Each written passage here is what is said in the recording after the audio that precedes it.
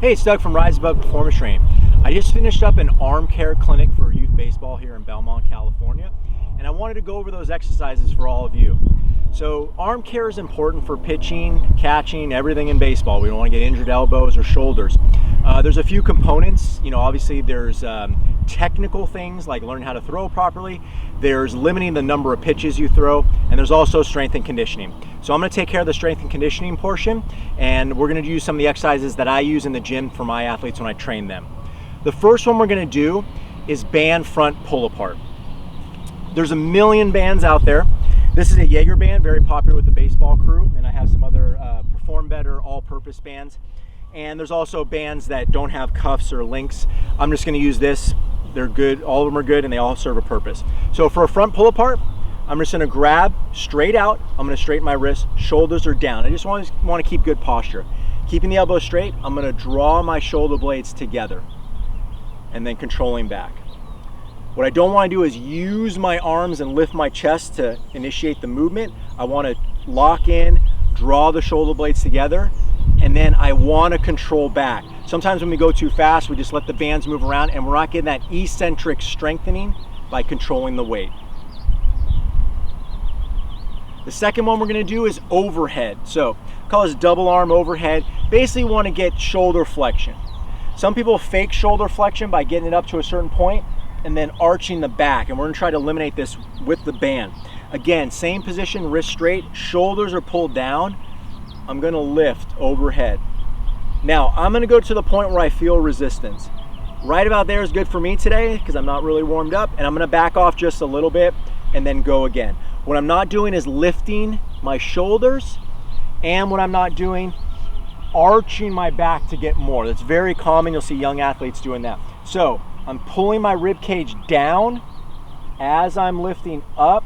And like I said, that's about good for me. If I were to go further, you can see my rib cage start to lift up. So I'm just going to do a bunch of reps until I get that motion down for that one. The next one we're going to do are direct rotator cuff exercises. We're going to do the external rotation. I'm going to tuck my shoulder down, elbow in, wrist straight, and I'm just going to try to get as much range of motion as I can by keeping that elbow tucked and controlling it. Again, controlling in, we don't want to let it fly in. And then what we don't want to do too is move the shoulder. I made that very dramatic, but you'll see something like this where we're turning the shoulder a little bit to increase the range of motion. Nor do we want to get way out and then only get a little bit of range of motion. We want to get to the point where we feel some resistance and we're able to get as much range of motion as we can. We can do the opposite way where we go internal rotation. This one's usually a little bit stronger for most people. I'm going to start out, build up a little bit of tension, keeping my posture, and then hugging towards the body. Again, we don't want the elbow to leave the side. I just want to keep that close, keeping my shoulders from turning, nice and stable. You can do another external rotation with one band. Got this from Eric Cressy. It's called the no money. So it looks like you're pulling your pockets out and you don't have any money in there. So wrists are straight, shoulders are down. This one's a little bit more challenging than the single band. And we're going to bring it out. Again, I'm going to try to get as much range of motion as I can. If I don't get great range of motion, I'm going to increase the slack and then controlling back. Again, I don't want to use my leverage to lift the band. One of my favorites, I call it the retraction and rotation. So I'm going to start with the band in front with a little bit of tension. I'm going to retract to the 90-degree position of my arm. So shoulders are down, chest is up, softening in the bend. I'm going to retract, grip, and then I'm going to rotate. And then I'm going to rotate back and then control back. Now my shoulders may have creeped up, so I'm just going to drop them down before I do my second rep. Now what we're looking for, 90 degrees at the end, and retraction and rotation. When I rotate, I don't want the elbow to drop on both ends. So when I come back, I don't want the elbow to drop too. So I'm decelerating, just like a pitcher. We have to train our muscles to decelerate that baseball after we throw it so we don't hurt the rotator cuff. Next one we're gonna do, I'm gonna drop the band down. We're gonna get something I call a Y row. So we're gonna just keep it low. This is very similar to the overhand, the double overhand. I'm gonna drop down, shoulders down, chest down as I lift up, and I'm gonna make a Y shape at the top. controlling back down. Again, I don't want to pull with my body. I'm locking my shoulders down, keeping a good grip. I'm going to go until I feel my body either start to rise up or I feel myself start to arch. And do one more. Great. Now we can go to some classic rows. You can take a band here, Jaeger band or a multi-purpose band with the handles. I usually start most athletes on a 2-arm row, shoulders down, gliding the shoulder blades, controlling back. What we're looking for here is keeping the elbows close, not rising up, and then good control coming in, working that eccentric. You can also do it with a single arm, gliding in and controlling back. I like a staggered stance with this. Just be careful that we're not rotating too much. Right now I want a little bit of isolation. The other one I like too for the shoulders and rotator cuff, called rear delt retraction. It's basically a reverse fly. We're gonna bend the elbows, make like a W shape in my arm, so I don't want too straight. And then I'm gonna draw the shoulder blades together, keeping my shoulders down and then controlling back.